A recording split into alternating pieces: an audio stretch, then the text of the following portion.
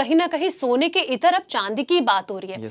तो अगर मैं इन्वेस्ट के हिसाब से सवाल करूं कि क्या बेहतर हो सकता है, तो आपके हिसाब से अभी क्या सोने में पैसा लगाया जाए या फिर चांदी के साथ दांव खेला जाए? देखिए, चांदी के साथ ही जाना चाहिए, मुझे तो ये लग रहा है, क्योंकि चांदी में जो सिम्टम है, या फिर आप देखिए चांदी करीबन 14 साल के कंसोलिडेशन के बाद बाहर निकला है। तो जो चीज़ 14 साल के बाद बाहर निकली है तो उसमें नो डाउट एक मूवमेंट आना चाहिए। तो आप देखिए कल ही उसने अपने 13 साल का हाई ब्रेक किया है, और जो 2011 का हाई था करीबन $49 का, वो अभी भी बहुत दूर है। गोल्ड ऑलरेडी अपने हाई बना चुका है, जबकि सिल्वर ने अभी तक हाई नहीं बनाया। तो यू कैन इमेजिन कि जब सिल्वर अपने हाईस बनाएगा, नए हाई बनाएगा प्रीवियर हाई को तोड़ के, तो यू कैन इमेजिन कि कहाँ तक वो जा सकता है। तो जिस तरीके का मूवमेंट चांदी में आ रहा है, हमें तो लगता है कि जल्दी ही ये हो सकता है कि 60 और $70 तक जा सके। मीन्स अभी करीबन $38 है। तो यहाँ से हमें लगता है कि 1 या 2 साल में आपको ये डबल होती हुई दिखाई देगी चांदी। डबल हो सकती है, लेकिन ये डबल होने का रीजन क्या है? क्योंकि कई सारे लोगों को रीजन नहीं पता कि अरे भाई अचानक से चांदी को ये क्या हो गया। देखिए, चांदी में पहले हम खाली ज्वेलरी यूज होती थी, अब चांदी का इंडस्ट्रियल यूसेज बहुत इंक्रीज हुआ है। तो हमने देखा कि जैसे ही ट्रम्प साहब ने टैरिफ लगाया, उसके बाद उन्होंने डेट एक्सटेंड करी, अब उन्होंने दोबारा डेट एक्सटेंड की है। तो ऐसे में कहीं ना कहीं जो इंडस्ट्रियल मेटल की डिमांड है वो यहाँ पर निकल कर आई है। हमने देखा कि चाइना के डेटा बहुत पॉजिटिव आए हैं, चाइना की इंडस्ट्रियल डिमांड बहुत बड़ी है, यूएस की इंडस्ट्रियल डिमांड बहुत बड़ी है। तो उसकी वजह से जो चांदी की डिमांड है वो एज कंपेयर गोल्ड से बढ़ती हुई दिखाई दी है। इवन गोल्ड का जो प्राइस बढ़ा है उसकी वजह से भी चांदी की जो ज्वेलरी उसकी डिमांड बढ़ी है। अगर आप देखेंगे पहले जनरली लोग गोल्ड 22 कैरेट की गोल्ड पहनते थे, अब अगर आप मार्केट में जाएंगे तो आपको 9 ग्राम, 10 ग्राम, 12 ग्राम की कैरेट की आपको ज्वेलरी मिलेगी। तो जो कैरेट कम हुआ है उसमें चांदी मिक्स होनी स्टार्ट हो गई है। तो चांदी का जो यूसेज था ज्वेलरी में, अब वो दोबारा से यहाँ पर आ गया है। उसके साथ साथ सोलर पैनल में डिमांड है, इंडस्ट्रियल डिमांड है, फिर मेडिकल में इंस्ट्रूमेंट्स में डिमांड है। तो कहीं ना कहीं चांदी को अब एज ए इंडस्ट्रियल मेटल के तौर पे देख रहे हैं, जिसकी वजह से चांदी की डिमांड बढ़ी है। लेकिन अगर इन्वेस्ट के हिसाब से अगर मैं बात करूं तो आप क्या कहेंगे कि लॉन्ग टर्म के लिए सही रहेगा या फिर शॉर्ट टर्म में आप इन्वेस्ट कर सकते हैं कि लगभग 6 महीने या फिर साल भर के लिए? देखिए, गोल्ड सिल्वर के साथ मुझे लगता है कि एक ये शॉर्ट टर्म या लॉन्ग टर्म का क्वेश्चन नहीं है, ये एक वे है इन्वेस्टमेंट करने का।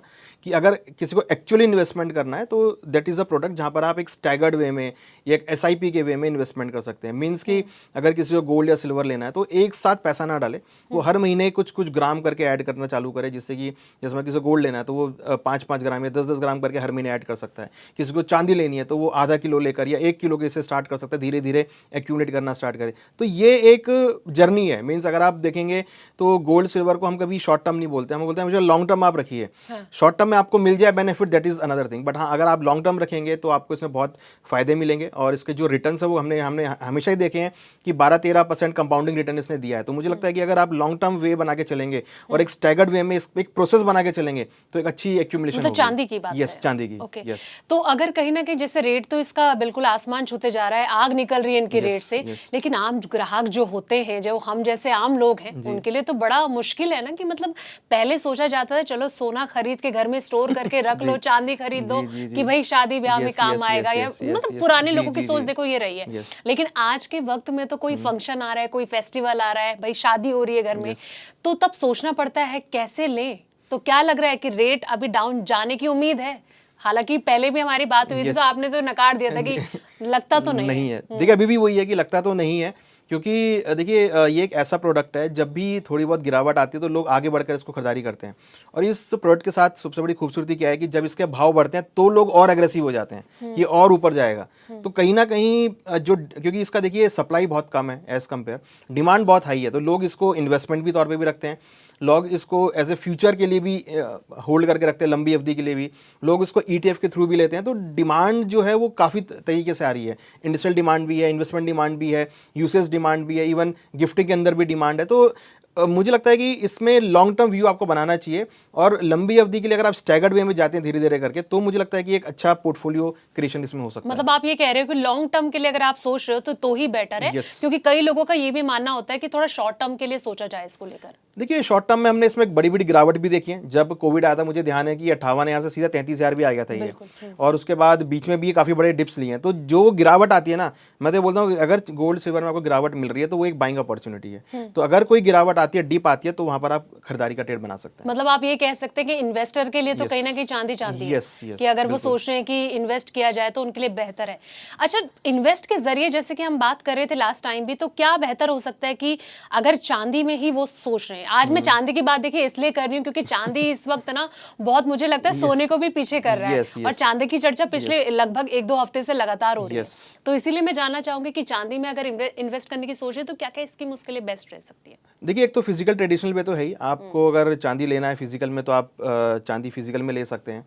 उसमें आप 1 किलो, 5 किलो, 30 किलो या जो भी आपको लेना है फिजिकल में आप ले सकते हैं।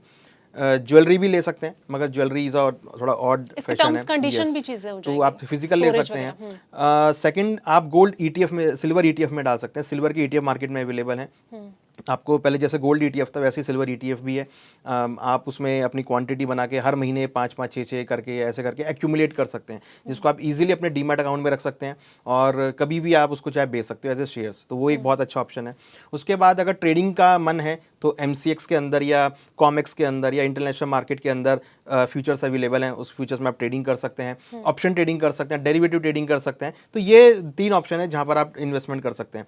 हालांकि अभी तक बॉन्ड्स तो नहीं है इसके, बट हाँ सिल्वर ETF और फ्यूचर्स ट्रेडिंग के अंदर अवेलेबल है, जहां पर आप इसको इजीली अपने पोर्टफोलियो में ऐड कर सकते हैं। ट्रेडिंग का मन है तो फ्यूचर्स मार्केट है, डेरिवेटिव मार्केट है। इन्वेस्टमेंट करना है तो आप ETF के थ्रू इन्वेस्टमेंट कर सकते हैं। गोल्ड के लिए क्या कहेंगे आप? देखिए, गोल्ड के लिए तो हमें लगता है कि आगे भी गोल्ड के अंदर तेजी रहेगी, बट हाँ गोल्ड मुझे लगता है कि थोड़ा सा अभी एक साइडवेज ट्रेंड में है, जहां पर थोड़ा रुकता हुआ दिखाई दिया है। मगर हाँ मुझे लगता है कि लंबी अवधि में भी गोल्ड के अंदर आगे रनअप रहेगा, क्योंकि जिस तरीके से अनसर्टेनिटी बनी हुई है टैरिफ को लेके, डोनाल्ड ट्रंप को लेके, अब तो तीसरी पार्टी भी वहां पे बनने वाली है पॉलिटिकल, तो एक पॉलिटिकल जो है वहाँ पे अनसर्टेनिटी आती हुई दिखाई दे रही है। तो मुझे लगता है कि उसके चलते गोल्ड को एक अगेन एक सपोर्ट मिलेगा। तो गोल्ड भी लंबी अवधि का प्लेयर है, मुझे लगता है वहाँ भी काफी अच्छे रिटर्न्स मिलेंगे। बट हाँ शॉर्ट टर्म हो सकता है कि थोड़ा बहुत स्टेबल हो, क्योंकि डिमांड यहाँ पे नहीं है अभी, और हम देख रहे हैं कहीं ना कहीं लोग थोड़ा सा रुके हुए हैं खरीदारी करने के लिए। बट हाँ आगे फेस्टिवल सीजन इंडिया के अंदर जो कि अगेन अट्रैक्ट करेगा गोल्ड को, तो मुझे लगता है कि अगर गोल्ड के अंदर कोई गिरावट आती है तो वो एक अच्छा ऑप्शन होगा खरीदारी करने के लिए। तो आपको लगता है कि इन फ्यूचर गिरावट आ सकती है?